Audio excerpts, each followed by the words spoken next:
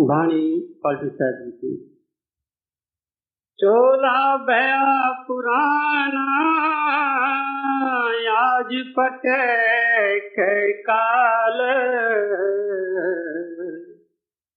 चोला भया पुराना आज पटे के काल,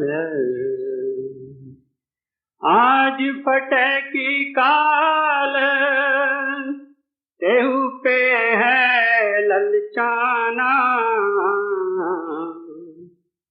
तीनों पनगे बीत भजन का मर्म न जाना, नज सिख भे सफेद तेहू पे नाही चेते, जोरे जोरे धन बधरे गला औरन का रेते, अब का करे हो यार काल ने क्या तकादा, चले नए को जोर आए जब पहुंचा वादा, पलटू ते हो पहले है माया मोह जंजाल, चोला भया पुराना आज पटे की काल, चोला भया पुराना आज फटे की काल, चोला भया पुराना आज फटे की काल। यह बानी पलटू साहब महाराज की बानी है। इसमें पलटू साहब हमें खबरदार करते हैं, वार्निंग देते हैं कि तुम्हारा शरीर पुराना हो गया है, आज टूटता है या कल टूटता है इसका कोई भरोसा नहीं। इस तरह से आहिस्ता आहिस्ता हम लोगों की गफलत, हम लोगों की बेपरवाही, हम लोगों का दुनियादारी में फंसे रहना वगैरह का जिक्र करते हैं। दूसरे लफ्जों में हमको याद दिलाते हैं कि भाई तुम्हारी मौत, तुम्हारी मृत्यु, तुम्हारी डेथ ये नजदीक होती जाती है, तुम सावधान रहो, खबरदार रहो। अभी ये मौत की जो विषय है या मौत का जो ये सब्जेक्ट है ये प्लेजेंट नहीं है, यानी अच्छा नहीं लगता है। लेकिन बात ये है कि ये ही सत्य है। हमारी जीवन जल्दी जल्दी जल्दी जल्दी जा रही है। आप कहेंगे कितनी जल्दी जा रही है? जितना जल्दी घड़ियाल, क्लॉक या वॉच उसका सेकंड का कांटा जितना जल्दी ये जा रहा है, इतना जल्दी हमारी जिंदगी कम होती जाती है। मौत जरूर कुछ लोगों को डरावना लगता है, लेकिन अक्लमंद जो आदमी है वो हमेशा विचारवान होता है। वो सब कुछ विचार करता है और मृत्यु का भी विचार करता है कि ये मृत्यु आती है और जरूर आएगी, इससे कितना टाइम भागना है और करना क्या है, मरने की तैयारी करनी है क्या। कोई आदमी है बूढ़ा बाबा, कहता है भाई अभी तो हम 80 बरस का हो गया, अभी तो मैंने बिस्तरा गोल रखा है, किसी वक्त भी साहब का हुक्म आ जावे चले जाएंगे। इस तरह से कई लोग कई किस्म की तैयारियां भी करते हैं, मगर बहुत थोड़े। बहुत समझदार जो लोग हैं ये इस विषय को हर पहलू से विचार करते हैं। न फकत मृत्यु, मृत्यु के बाद क्या, मृत्यु से पहले क्या, मृत्यु का फैमिली कुटुंब परिवार पर असर क्या, मृत्यु का हमारे दुनिया की रिश्तेदारी उसका असर क्या, मृत्यु का हमारा बिजनेस और धंधा और फैक्ट्री और कारखाना उससे क्या ताल्लुक है, और अगर आएगा तो मैं क्या करूंगा। एक तो आदमी विचार करके ही डरता है। अगर शमशान भूमि में कोई मुर्दे को ले जा रहे हैं तो कई लोग वो देखना भी नहीं चाहते हैं। अगर उनके सामने भी आ जावे तो मुंह हटा देते हैं, उनको ये चीज अच्छी नहीं लगती है। सवाल ये है कि इससे हम कहां तक भाग सकते हैं, दूर हो सकते हैं, अपने आप को बचा सकते हैं। युधिष्ठिर 5 पांडवों में बड़ा भाई था। उसे किसी ने पूछा, महाराज इस दुनिया में बड़ी हैरत अचरज में डालने वाली क्या बात है। महाराज युधिष्ठिर ने कहा, हम संसारी लोग यारों को, दोस्तों को, अपने अजीजों को, घर वालों को मरते हुए देखते हैं, ले उठा के ले जाते हैं, शमशान भूमि में जला देते हैं, उनकी राख ले आते हैं, फिर सब खत्म। लोग समझते हैं कि ये मरने वाला था, मर गया, मैं थोड़े ही मरूंगा, अगर मरूंगा तो इतना जल्दी थोड़े ही मरूंगा, जब देखा जाएगा। मगर समझदारी विचारवान आदमी और होते हैं, वो सोचते हैं कि मुझे क्या क्या करना है ताकि जब मृत्यु आवे तब मैं हिम्मत से सोया रहूं, बैठा रहूं, हाजिर रहूं, रोना धोना नहीं, चिल्लाना नहीं, मुझे इस तरह से मरने की तैयारी करनी है। हर पहलू से ये समझदारी है। जब हम बड़े बड़े लोगों, बड़े बड़े थिंकर्स, इनका ऑटोबायोग्राफीज पढ़ते हैं, इनकी किताबें पढ़ते हैं, इन सब लोगों ने सोच विचार किया है और बड़ी बहादुरी से मरे हैं। डरपोकों के तरह से नहीं मरे हैं, तैयारी से मरे हैं। आने दो, आने दो। एक लड़ाई का जनरल था, मरने पर आ गया, बहुत उसको गोलियां लगी थी, तो उसका पादरी जो होता है ना मरने के वक्त क्रिश्चियनिटी में, वो पादरी उसको कहता है, जनरल साहब मौत आपकी इंतजार करती है। जनरल कहता है, मैं मौत की इंतजार करता हूं। आप समझते हैं कितना फर्क है। कहते मैं तैयार हूं, मैं उसका इंतजार कर रहा हूं, आने दे उसको। तो ऐसे ऐसे दुनिया में कई लोग हैं। ऐसे वास्ते अपने को सोच विचार करना चाहिए कि ये मृत्यु क्या चीज है।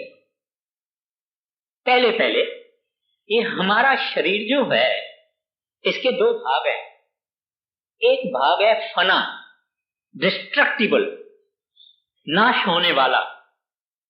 दूसरा भाग है परमानेंट, अमर, अजर, अटल। आत्मा हमारी ये अमर है, ये नहीं मरती। दरअसल में मृत्यु कोई ऐसा नहीं है कि आदमी हमेशा के लिए खत्म हो जाता है। वो तो एक ट्रांजिशन है, चेंज है। चोला पुराना हो गया, जैसे कपड़े हम महाराज श्री कृष्ण गीता में फरमाते हैं, जैसे हमारे कपड़े पुराने हो जाते हैं, टूट फूट जाते हैं, हम उसको उतार लेते हैं और अच्छे कपड़े, वस्त्र पहन लेते हैं। इस तरह से मृत्यु है। It is not extinction but it is transition. आदमी भस्म नहीं हो जाता है, भस्म तो इसका शरीर होता है जो फना है, जो बायोलॉजिकल है, जो जैसे पौधा है, दरखत है, ये सब नाश होने वाला है। ऐसे ये शरीर नाश होने वाला है। 100 वर्ष का भी आदमी होवे, फरीद साहब कहते हैं श्री गुरु ग्रंथ साहब में, बुढ़ा हुआ शेख फरीद कंबन लगी देह, जे 100 बरस भी जीवना तो भी कोसी खेह। कहते हैं फरीद बोलता है मैं तो बुढ़ा हो गया, अगर 100 बरस का भी हो जाऊं तो एक न एक दिन ये शरीर खेह हो जाएगा, खत्म हो जाएगा। आदमी बुढ़े होते हैं, सही अपनी नहीं कर सकते हैं, दस्तखत नहीं कर सकते हैं, खा नहीं सकते हैं, कई चीजें नहीं कर सकते हैं, रास्ता क्रॉस नहीं कर सकते हैं, नजर खत्म हो जाती है, हर एक चीज पीछे पीछे पीछे पीछे हो जाती है। आखिर में ये बनाना यानी है, दिखाई देता है मगर है नहीं, किसी काम का नहीं, न समाज के काम का है, समाज के ऊपर दुनिया कहती है कि ये बोझ है। खैर, तो ये मृत्यु जो है सबको एक दिन खत्म होना है, सबको। कोई नहीं कहे कि भाई मेरे से मेरा ये हाल नहीं होगा, ये हाल जरूर होगा। अब कैसे मृत्यु होती है? हमारे शरीर में हमारा सेंटर जो है लाइफ का, वो यहां है। इसको गुरु नानक साहब जी महाराज फरमाते हैं तिल। हिंदू शास्त्र इसको कहते हैं तीसरा तिल, शिव नेत्र, I focus, I centre, single I. Bible में उसको सिंगल आई कहा। ये है हम लोगों को जब नींद आती है और आंखें बंद होने लगती है, फिर भी कोई आदमी बातचीत करता है तो हम उसको कहते हैं भाई बातचीत छोड़ो, मेरे को नींद आ रही है, अभी बातचीत नहीं करो। अब उस वक्त क्या होता है कि हमारी बाहें और हमारे पांव और हमारी टांगें, इसकी चेतन सत्ता यानी सोल यानी लाइफ फोर्स यानी आत्मा, ये यहां आके केंद्रित होती है, फोकस करती है। जब हम सोते हैं, सोने से थोड़ा पहले, यही काम हम जब भजन में बैठते हैं, हम अपनी मर्जी से इसको यहां ले आने की कोशिश करते हैं, मगर सोने के वक्त ये आपे ही चीज होती है। लेकिन हम लोगों ने क्योंकि प्रैक्टिस नहीं किया है वहां रोकने की, इस वास्ते वो नींद आई तो आत्मा हृदय में आई, नाभि में आई, आदमी सो गया। अगर हम अभ्यासी होते तो वहां ही आत्मा को पकड़ लेते और सो जाते। बाहर से आंखें बंद, अंदर से ये जागता है। और ऐसे ही संत होते हैं, उनके प्राण चलेंगे, सब कुछ चलेगा, लेकिन क्योंकि वो आंखों से ऊपर ही रहते हैं, सोए हुए दिखाई देते हैं, लेकिन वो जागते हैं। और अगर हम अभ्यास करें तो इस रास्ते से ही आदमी मरता है। यही रास्ता है जब आदमी मरता है, उसमें मैं बाद में आऊंगा। तो इसको महाराज कृष्ण गीता में कहते हैं भाव, भाव यानी ये जगह जहां आत्मा को एकत्रित करना है। अभी जब कुछ लोग ऐसे हैं जो सोचते हैं भाई ऐसा कोई तरीका नहीं है, कोई टेक्निक नहीं है, कोई इलेक्ट्रॉनिक गैजेट नहीं है, कोई तरक्की नहीं की है साइंस ने कि आदमी मरे ही नहीं। कुछ ऐसे लोग हैं, लेकिन ये बात होने वाली नहीं है, क्योंकि मैंने पहले ही अर्ज किया कि 100 वर्ष का आदमी एक बेकार हो जाता है, तो 150 वर्ष की वाले की क्या हालत होगी, 200 वाले की क्या हालत होगी। और ये शरीर दिन ब दिन पीछे ही जाता है। तो ये ख्वाहिश रखना कि अमर रहें, तो शरीर अमर नहीं रहता, आत्मा अमर रहती है, शरीर अमर नहीं रहता।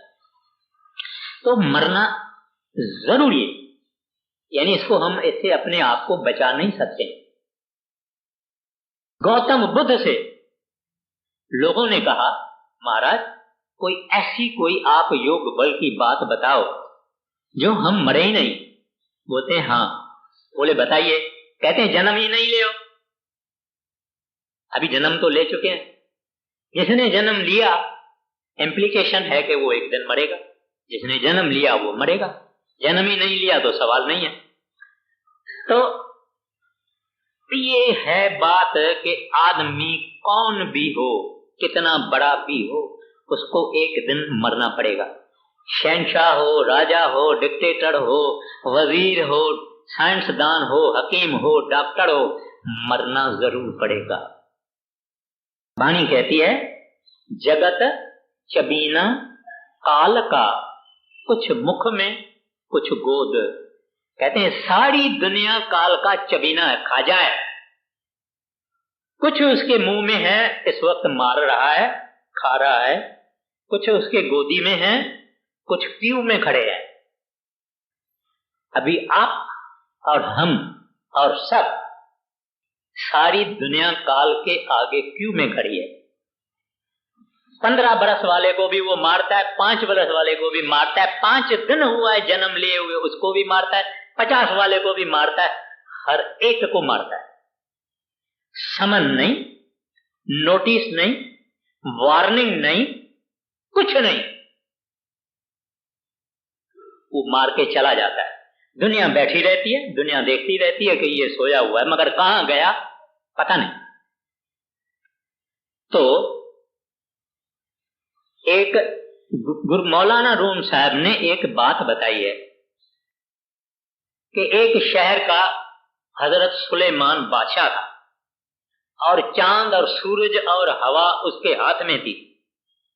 एक उसके रैयत का आम आदमी भागता भागता भागता आके सुलेमान के दरबार में आया। बोलता है महाराज मेरे को रास्ते में मृत्यु का फरिश्ता मिला, माना जम मिला, जमदूत। उसने मेरे को बड़ा अजीब ढंग से देखा और मैं डर गया हूं और अभी आपके दरबार में आया हूं और मेरे को हवा को हुक्म करो तो हिंदुस्तान में छोड़ के आ गए। अभी कहां वो मुसलमानी मुल्क और कहां हिंदुस्तान। इसने सोचा कि मेरे को बादशाह हवा को हुक्म करेगा, मैं हिंदुस्तान में। हवा को हुक्म हुआ, हिंदुस्तान में वो चले गए। इतने में जम यानी मौत का फरिश्ता सुलेमान के दरबार में आया। उसको कहता है भाई तुमने एक मेरा आदमी है उसको तुमने रास्ते में बहुत डराया। कहता है महाराज मैंने डराया नहीं, मैंने इसको यहां देखा। जिस वक्त मुझे हुक्म हुआ कि इसको फलाने टाइम से मारना, और मैं देखा ये तो फलाने टाइम से इसको मारना इंडिया में, हिंद में, और मैंने देखा कि ये यहां है, मरना इसको हिंद में है। वहां मुसलमान लोग हिंदुस्तान को हिंद बोलते हैं। कहते हैं मैं हैरान हुआ, मगर मैं अपने टाइम से वहां गया और मैंने देखा कि वो वहां खड़ा है, मैं अभी अभी उसको मार के आया हुआ। कहानी का मतलब ये है कि कोई चालाकी, कोई होशियारी, कोई और नमूने की तरकीब, उससे आदमी बच नहीं सकता, मरना जरूर पड़ता है। तो अब जब इसकी मृत्यु नजदीक होती है, जब डेथ बेड पर है, तभी इसको क्या होता है, क्या सोचता है? ये देखता घर वाले भाग रहे हैं, कुछ रो रहे हैं, डॉक्टर अभी आया था, उन्होंने पता नहीं क्या कहा। तो कुछ लोग बड़े ही तुच्छ विचार वाले होते हैं, वो उनके पास जाके बोलते हैं दादाजी इंश्योरेंस पॉलिसी कहां रखी है, दादाजी हुंडियां कहां रखी है, दादाजी वो लॉकर की चाबियां कहां रखी है। ऐसी 5-6 बातें उससे पूछ लेते। उससे उस आदमी को क्या दुख होता होगा, अपने मन में वो कितना दुखी होता होगा कि ये मेरी औलाद है, ये मेरे बच्चे हैं, इनको मेरा कुछ नहीं, कोई मेरी तशखीस करते नहीं है, कोई आसरा नहीं देते हैं, कुछ नहीं करते हैं, उल्टा मेरे से ऐसी बातें पूछते हैं, उसको रोना भी आ जाता है। और वो क्या सोचता है, कहता है कि मैं अपने आप को कुछ ऐसा समझता था कि मेरे बगैर दुनिया नहीं चलेगी, मगर मैं देखता हूं कि दुनिया तो चल रही है, किसी के बगैर भी दुनिया जरूर चलती रहेगी। कोई बड़ा नहीं है जो वो जावे तो दुनिया खत्म हो जावे, ऐसा कोई बड़ा नहीं है। फिर उसको ख्याल आता है कि बैंक में मेरे इतने लाख रुपए पड़े हैं, मगर बेचारा पानी की 2 बूंद पी नहीं सकता। खाने का तो सवाल नहीं, बैंक बैलेंस का तो सवाल ही नहीं, चेक पर तो दस्तखत ही नहीं डाल ही सकता है, मुंह से आवाज नहीं आई है। कबीर साहब जी महाराज कहते हैं, जब लग जरा रोग नहीं आया, जब लग काल ग्रसी नहीं काया। कहते हैं जब तक तुम्हारे शरीर को रोग नहीं लगा है, जब तक काल तुमको खाता नहीं है, तब तक तो प्रभु का भजन करो, हरि का भजन करो। मगर दुनिया सुनती कहां है। खैर, एक मुसलमान हकीम था, हकीम हाजिर, यानी बहुत बड़ा डॉक्टर था, खानदानी डॉक्टर था। वो मर गया और उन्होंने कहा कि मेरी कब्र, उसके ऊपर ये पत्थर पर लिखो। क्या लिखो? कहता है कि मैं जबरदस्त हकीम था, मैं कई लोगों की बीमारियां हटाई, उनको दवाइयां देके, लेकिन अपने लिए मैंने कोई नुस्खा नहीं बनाया, मैंने अपने लिए कोई दवाई नहीं बनाई। ऐ यहां से गुजरने वाले, वक्त अभी तेरे पास है, मेरा वक्त चला गया, मेरा वक्त चला गया।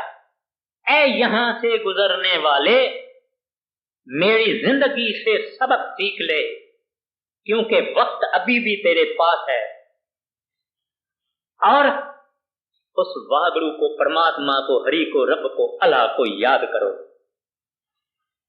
यानी हमारे लिए इस तरह से वो आदमी एक वार्निंग देके गया है कि टाइम कितना और कितनी कीमती चीज है। श्री गुरु ग्रंथ साहब की वाणी कहती है, एकस हर के नाम बिना, यानी परमात्मा के नाम के बगैर, एक हरि के नाम के बगैर अगे लइए एक खोए। कहते हैं तू मरा ही नहीं है, उससे पहले उन्होंने तुमको समझा के तू मर गया। यानी आदमी सोचता है ना अभी ये खत्म है, ये 24 घंटा बाकी है, 12 घंटा है, 6 घंटा है, 5 घंटा है। कहते एक हर के नाम बिना अगे लइए ये खोए, तुमको they have taken you for being passed away, खत्म है। इस वास्ते गुरु नानक साहब जी महाराज भी कहते हैं कि नानक कचड़ियां स्यों तोर, ढूंढ सजन संत पकियां, वो जीवन दे बिछड़े, वो मुयान जासी छोड़। कहते हैं कच्चे धागे का नाता जो तुमने यारी दोस्ती दुनियादारी से तुमने जोड़ा है, कहते ये खत्म हो जाएगा और मरने से पहले ही तुमको वो लोग छोड़ देंगे। मगर अगर संतों से नाता जोड़ेगा, परमात्मा के भक्तों से नाता जोड़ेगा, कामल मुर्शिद से नाता जोड़ेगा, महात्माओं से नाता जोड़ेगा, वो तेरे को यहां भी नहीं छोड़ेंगे, वहां भी नहीं छोड़ेंगे। तो ये है कि किस तरह से मौत अपने गले पे बैठा हुआ है। बात दूसरी ये है कि मरना संतों के सेवकों का और मरना आम आदमी का, उसमें क्या फर्क है? संतों का सेवक, उनको पता है कि मैंने भजन बराबर नहीं किया है, जिन्होंने भजन किया है उनकी बात भी मैं अर्ज करता हूं। मगर वो जिसने भजन नहीं किया वो तो कहता है मेरा समर्थ सतगुरु कभी मुझे छोड़ने वाला नहीं है और मेरा शब्द खुलेगा और सतगुरु का दर्शन करूंगा। इस इंतजार में, मौत की इंतजार नहीं, मेरा प्रीतम, मेरा सतगुरु, मेरा महबूब ये आएगा, मैं इसको देखूंगा, मेरा घंटा या शब्द मेरा खुल जाएगा। मैं तो विहाव करने को जा रहा हूं, मैं तो अपने महबूब के पास जा रहा हूं। भजन नहीं किया है भाई, तो भी जिन्होंने भजन किया है उनको तो पहले ही चेतावनी मिल जाती है कि भाई 10 दिन के बाद आएंगे, 2 दिन के बाद आएंगे, 5 दिन के बाद आएंगे, ले चलेंगे वगैरह वगैरह। बाकी जो आदमी ने संत कोई दुनिया में किया नहीं, उसके पास जम के दूत आते हैं। उनका हिसाब किताब जो भला या बुरा जो इनकी सब बातें हैं, वो सब बुरी भली बातें जो है उसको ले जाते हैं, धर्मराज के आगे पेश करते हैं। मगर दुख मरने के समय इनको बहुत होता है। हिंदू शास्त्र कहते हैं कि तुलसी साहब कहते हैं 100 बिच्छू एक ही वक्त अगर डंक लगावे, इतना दर्द मरने के वक्त होता है। हजरत मोहम्मद साहब फरमाते हैं एक ही वक्त अगर 300 तलवारें एक आदमी के शरीर में चुभाई जाए, इतना दर्द इंसान को होता है वगैरह वगैरह।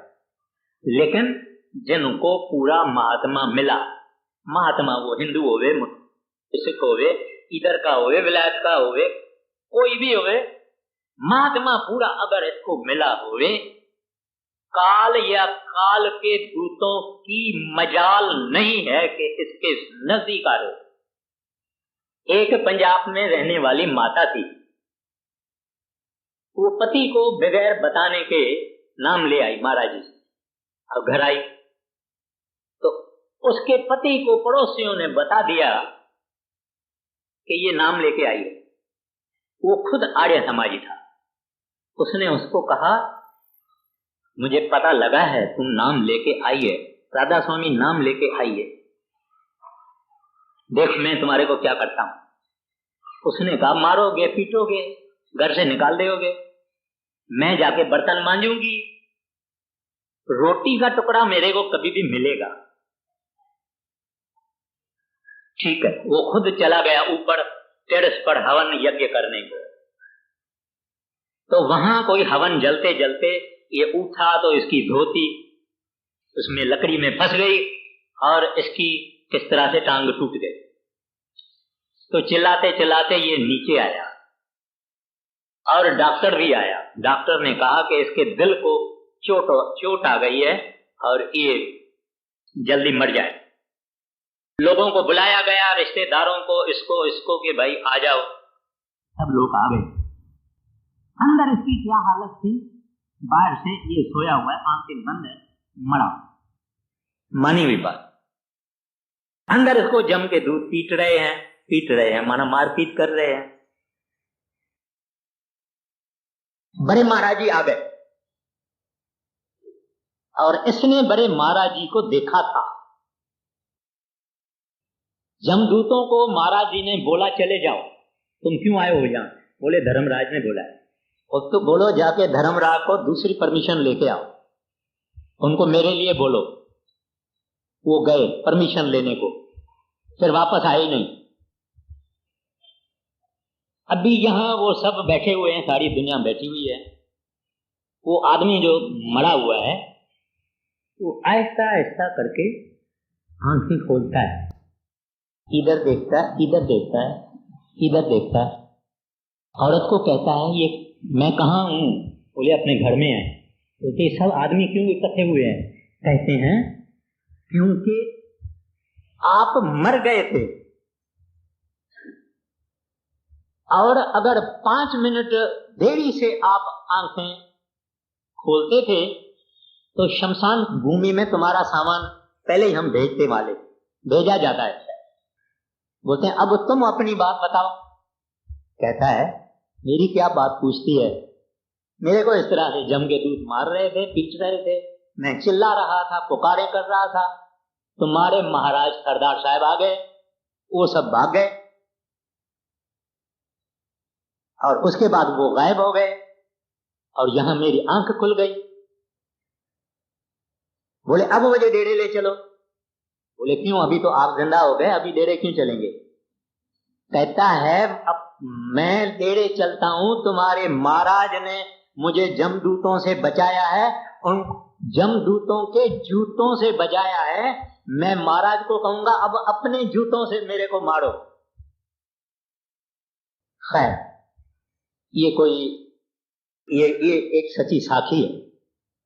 कहने का मतलब ये होता है कि गुरु एक बहुत बड़ी जबरदस्त चीज है। हम एक काम करते हैं, अगर हम चाहते हैं कि हम मरने के वक्त तकलीफ ना भोगें, तो गुरु नानक साहब ने उसका इलाज एक तरी में दिया है। मुया जिस घर जावना चित जीवतियां मन मार। जिस घर में तुमको मर के जाना है, उस घर में तुम जीते जी मर के जाओ। देखो बड़े महाराज जी कहते थे कितनी अंधेरी रात क्यों न हो, आदमी अपना घर ढूंढ सकता है कि मेरा घर ऐसा है, मेरी गली ऐसी है, वो पहले खड़ा है, वो फिर ये है, फिर ये है। कितनी अंधेरी रात हो, अपना घर आदमी ढूंढ सकता है। इसी तरह से जिस सेवक ने भजन किया, सिमरन किया, टांगे खाली हुई, गोडे खाली हुए, कमर खाली हुई, पीठ खाली हुई, ये यहां तक खाली हुआ, यहां तक फिर अंदर गया। ये जगह है जिसके बाद में पता लगता है कि मर के मैं कहां जाऊं। कबीर साहब जी महाराज कहते हैं जिस मरने से जग डरे, मेरे मन आनंद मरने ते ही पाइए पूरन परमानंद। जो रोज रोज अपने घर में जाता है और आता है और जाता है, वो किस चीज से डरेगा। जमकाल का सवाल नहीं है, अंधेरा है उसका सवाल नहीं है, साहब साथ में बैठा है, रास्ता इसने रोज रोज देखा है, किससे डरेगा। ये बात ख्याल में रखनी चाहिए। आएगा तो जिसने भजन नहीं किया है उसके लिए भी आएगा, मगर उसको हाथ हाथ में लेके जाएगा और उसको नाक पकड़ के लेके जाए। अपने को कौन सी चीज पसंद है, अपने को सोच करना चाहिए। अच्छा, फिर सवाल ये होता है कि हम बोलते हैं कल कल कल कल कल कल कल, वो कल आने वाली नहीं है। जब बाल सफेद होंगे तब भजन करूंगा, जब नूह घर में आएगी तब भजन करूंगी, जब धन ज्यादा आएगा तभी, बड़ा होऊंगा, लड़का बड़ा होगा, दुकान मेरा संभालेगा तभी। इसका कोई भरोसा नहीं। एक दफे बड़े महाराज जी अपने रूम में बैठे हुए थे और नीचे एक बैल चलता था, कुएं से पानी निकालता, और उधर एक कुत्ता था, पंजाबी में कुत्ता बोलते हैं, माना वो जो रहट है यानी जो पानी भरता है उसका व्हील उल्टा न जावे, उसके लिए वो लग जाता है, माना बैल चलता जाता है, लग जाता है कि ये उल्टा न चले। एक नया आदमी डेरे में आया, भजन कर रहा था, और फिर सुबह को उठ के महाराज जी के पास गया। महाराज जी को कहता है महाराज जी ये कुआं बंद कर दे। बोले भाई क्यों? बोलते हैं कि ये रहट जो चलता है ये टक टक टक टक आती है और उस टक टक से मेरा भजन नहीं बनता है।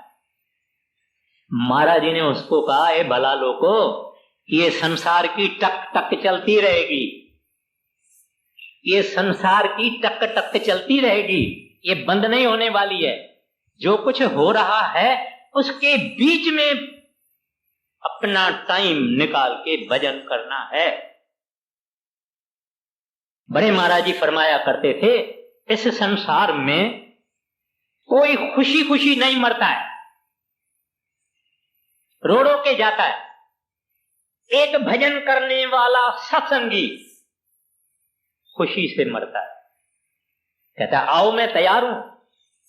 यहां महाराज जी 56-57 में आए तो घर मेरे को बोले कि आगे एक सरदार जी बैठा था, उसका नाम मुझे याद नहीं है और ऐसे ऐसे और दुबला पतला है, ये है, उसको मेरे पास ले आओ। हमने पता किया, सत्संगी को बोला, उसको ले आए। बूढ़ा बाबा था, अरोड़ा उसकी सरनेम थी, उसका नाम मैं भूल गया हूं। महाराज जी के पास मैं ले गया। महाराज जी उसको कहता है, बाबा वो कफन कहाँ है? महाराज जी ये कफन।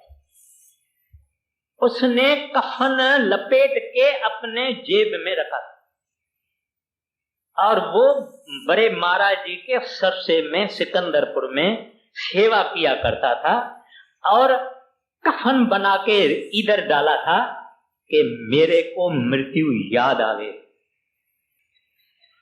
एक हुसैन करके मुसलमान फकीर था, उसने अपने घर में 7 फुट की कब्र खुदवाई। इसकी जो कब्र माना नीचे खड़ा होता है, ये 7 फुट का होता है। उसमें एक सीढ़ी रखी, सीढ़ी रख के उसमें सोता है। सो के अपने को कहता है, ए मेरी नफ्स, नफ्स माना मन, ऐ मेरे मन, एक दिन इस तरह से तुमको इस खड्डे में डाला जाएगा, तुम्हारे ऊपर मिट्टी डालेंगे, दफन करेंगे। आज का दिन अभी भी है। नीचे से ऊपर आता और भजन में बैठ जाता। देखो लोगों ने कैसे कैसे भजन किया है, अपने मन को डरा के उन्होंने भजन किया है।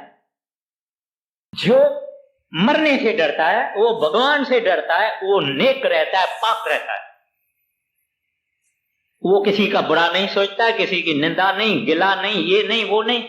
खुदा से क्यों डरता है? क्योंकि खुदा को हाजिर नाजिर समझता है कि प्रभु मेरे को देख रहा है।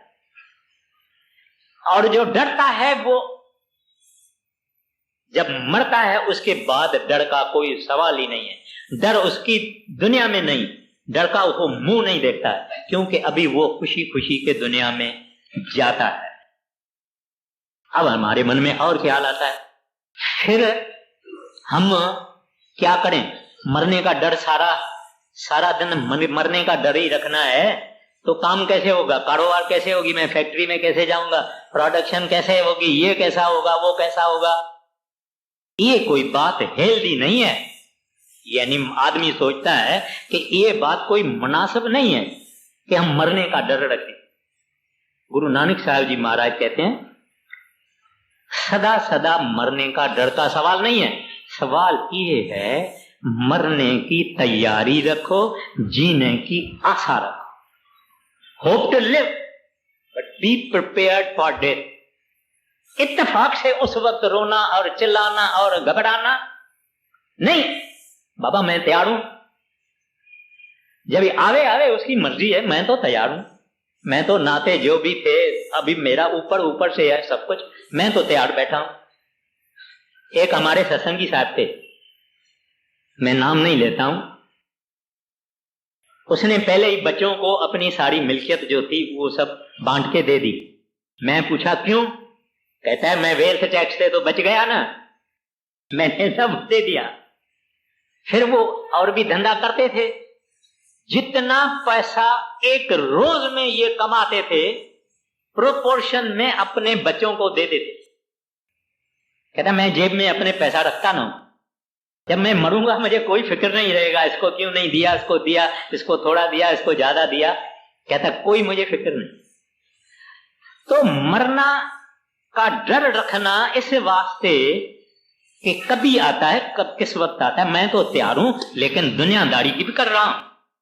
बाल बच्चों की संभाल करना, दुकान संभालना, जमींदारी करना, खेती करना, सब कुछ करना, मगर ये जरूर ख्याल रखना कि साहिब कभी उस फरिश्ते को भेज देगा जैसे ये करम सिंह, जिसका नाम अभी मुझे याद आ गया, वो करम सिंह का कफन अपने साथ रहता था। जब ये बात आ जाती है तभी इंसान सीधा चलता है। दुनिया में बहुत नमूने के लोग हैं, बहुत तरीके के लोग हैं, बड़े बड़े मुश्किल लोग हैं जो समझते हैं कि हमारा मरना आएगा ही नहीं। उनको बड़ी बाद में तकलीफ होती है। अपने मन को समझा के बुझा के दुनिया की कारोबार ये वगैरह वगैरह सब करना। अब आप बोलेंगे कि तैयारी कौन सी करना, मैंने कह दिया रोज रोज सिमरन भजन करना, और सिमरन भजन नहीं होवे तो एक न एक किस्म का अपने से प्रॉमिस करना। मन को बोलना बच्चू अगर भजन करेगा तो ब्रेकफास्ट खिलाऊंगा, दूध भी पिलाऊंगा और ये भी खिलाऊंगा, ये भी खिलाऊंगा। भजन करेगा तो, नहीं करेगा तो नहीं। इस तरह से कई लोगों ने आजमाया। एक आदमी था, वो मन को बोलता था गर्म पानी पिलाऊंगा, गर्मी की मौसम है, गर्म पानी सारा दिन पिलाऊंगा अगर भजन में नहीं लगेगा। एक आदमी भजन के वक्त ऐसा संदल जो था उधर बैठता था, पीठ उधर सिर इधर, ताकि अगर नींद आवे तो ये गिर जावे। बोलता है भली मेरी हड्डियां टूट जाए। ऐसे ऐसे मर्दानगी इसका नाम है। मर्द इसको कहते हैं जो मन से लड़े। बाकी कुल्हाड़ी लेके, बंदूक लेके, पिस्तौल लेके, लाठी लेके ये लड़ाई करना वो काम नहीं है। इस मन बदमाश से लड़ना है जो हर एक के अंदर बैठा है, उससे लड़ाई कर। तो जब भी हम भजन करेंगे तो ग्रंथ साहब की वाणी कहती है कैसे अंदर जाएंगे, कैसा रास्ता होगा, क्या नहीं होगा। कहते हैं अखें बाजू वेखना, आंखें बंद, अंदर और आंखें पैदा हो जाती है। ये आंखें तो आप बंद करो तो अंधेरा है, मगर अंदर कुछ दुनिया है, बहुत कुछ है। कहते हैं आंखें बाजू वेखना, माना ये आंख के बगैर देखना है। फिर आगे फरमाते हैं पेड़े बाजू चलना, कहते हैं उधर पांव नहीं चलते। बिन कन्ना सुनना, कहते हैं शब्द सुनते हैं मगर ये तो बंद करके अंदर के कान सुनते हैं। बिन हथा करना, कहते हैं हाथ वाथ से कुछ नहीं करना पड़ता है। जीभें बाजू बोलना, कहते हैं बोलना इस जीभ से नहीं, अंदर जीभ पैदा हो जाती है। जीभें बाजू बोलना, यूं जीवत मरना, कहते हैं इस तरह से जिंदा जिंदा मरना है। डर कोई नहीं, डरने मरने का कोई सवाल ही नहीं है, क्योंकि हम रोज रोज मरते हैं। थोड़ा थोड़ा पहले मरते हैं, फिर इधर तक मरते हैं, फिर पीठ तक मरते हैं, फिर यहां तक मरते हैं, फिर अंदर चले जाते हैं। वो आदमी क्यों डरेगा जिसकी रोज प्रैक्टिस है मरने की। अंदर खोज, अंदर मेहनत, आंखें बंद करो, सब कुछ बंद करो, अंदर हमारा सारी कोशिश अंदर जाने की। कहते हैं ऐसा अगर होगा तो कहते हैं नानक हुक्म पहचान के तो खस्म में मिलना। कहते हैं संतों का ये हुक्म है। हुक्म माना शब्द भी है। कहते हैं इस तरह से अगर बैठ के आप मेडिटेशन करेंगे, अंदर हुक्म यानी शब्द सुनाई देगा, फिर ये अमर हो गया, अजर हो गया, अटल हो। अभी वाणी क्या कहती है, पलटू साहब जी महाराज क्या कहते हैं, बोलो जी। चोला भया पुराना आज फटे की काल, चोला भया पुराना आज फटे की काल, आज फटे की काल तेह पे है ललचाना,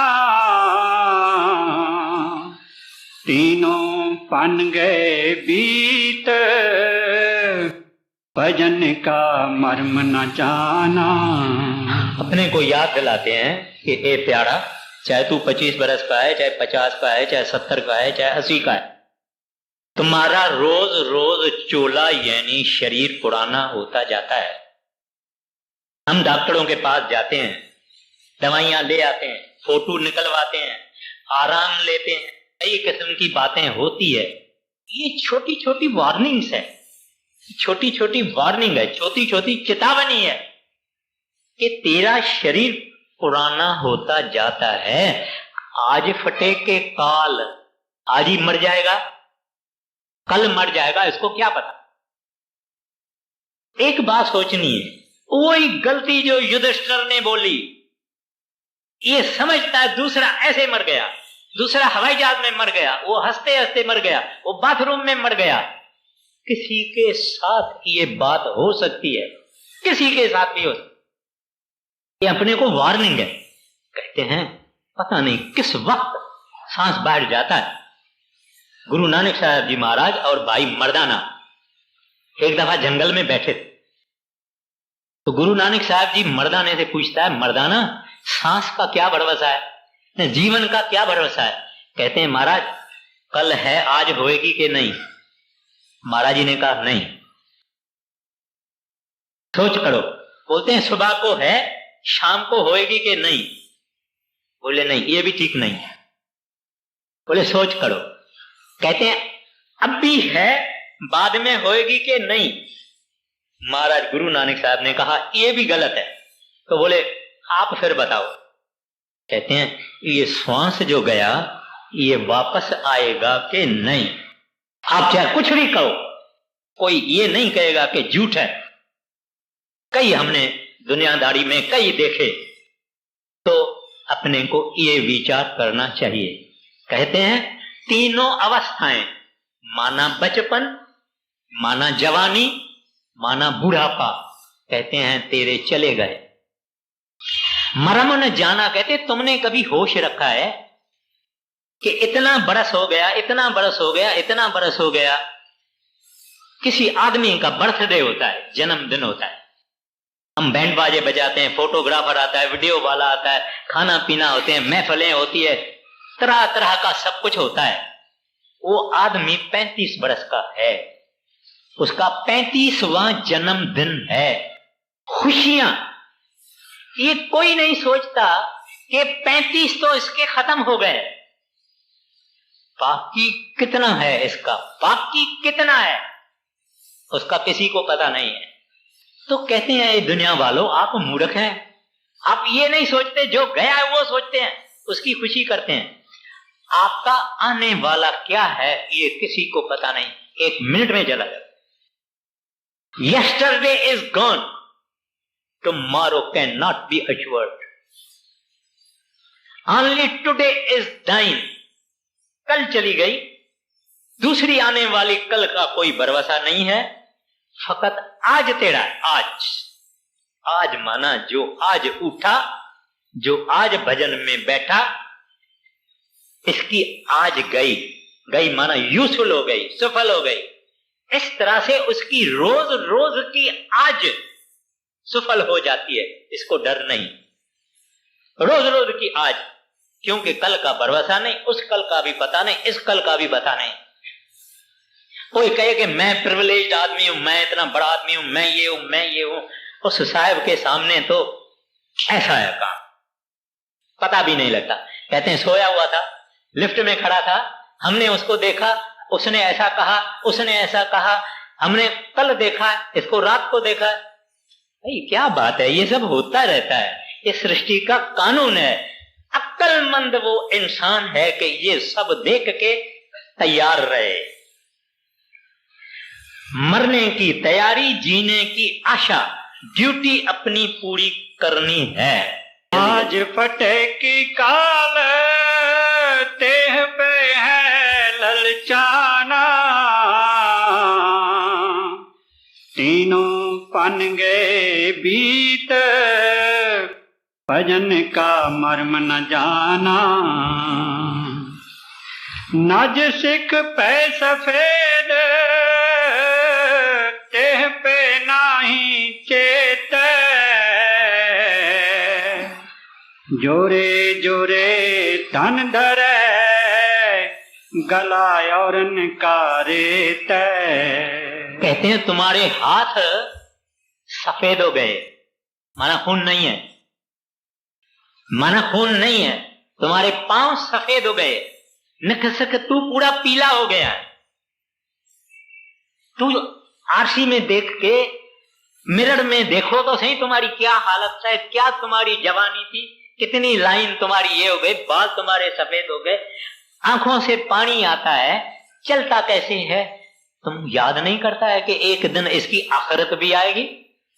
तो पलटू साहब जी महाराज कहते हैं निखसख भये सफेद, कहते हैं रोम रोम तेरा सफेद हो गया, अब खून है नहीं।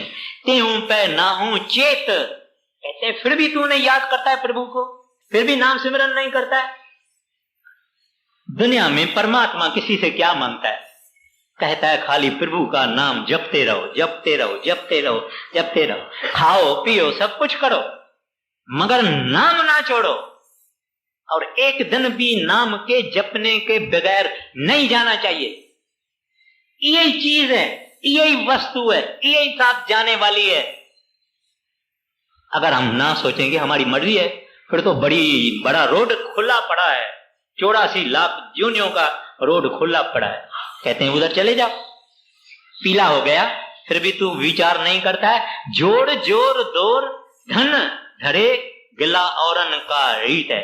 कहते हैं आप दूसरे के गला भी काटते हैं। अभी तक धंधे में कैश बॉक्स के पास में तू बैठा है, अभी तक भी तू शरारतें नहीं छोड़ता है। हाँ आगे। नज सिख पे सफेद ते पे नाही चेत, जोरे जोरे तन तरे गला औरन का रेत। अब का कह रहो यार काल ने क्या टकादा, चले नाए को जोर आए जब पहुंचा वादा।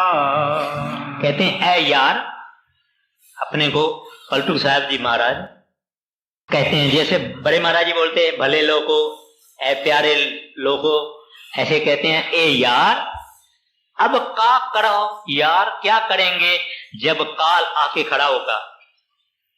जब काल आके खड़ा होगा तब तू क्या करोगे, कैसे उसके सामने खड़े होगे?